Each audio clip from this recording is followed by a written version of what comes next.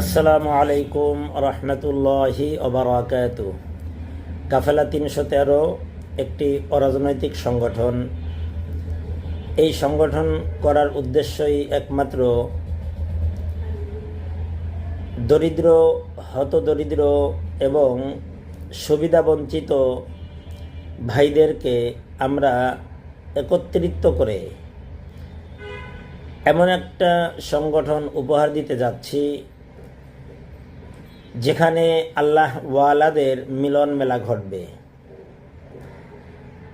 এবং আমাদের উদ্দেশ্যই হচ্ছে যেসব মানুষ বিভিন্ন জায়গায় বিভিন্নভাবে প্রতারিত হয়েছেন,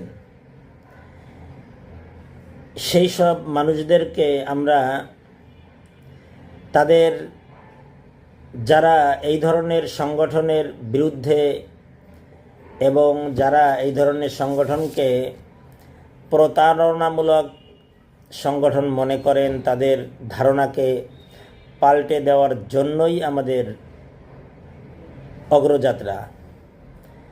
ইনশাআল্লাহ আমরা এই সংগঠনটি এমন একটা সংগঠন রূপে রূপান্তরিত করব যা বাংলাদেশে অদ্বিতীয়। অর্থাৎ আমাদের উদ্দেশ্যই হচ্ছে জনকল্যাণমূলক কাজ করা এবং মানুষের মুখে হাসি ফোটানো।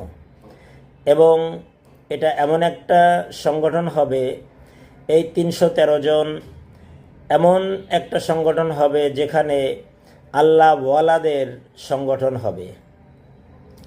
অর্থাৎ আমার জীবদ্দশায় দেখেছি প্রখর রৌদ্র, ফসল হবে না, এমত অবস্থায় গ্রামবাসী গহরডাঙ্গা মাদ্রাসায় হুজুরদের কাছে জানালেন এবং নামাজের জন্য তারিখ ঘোষণা করা হলো।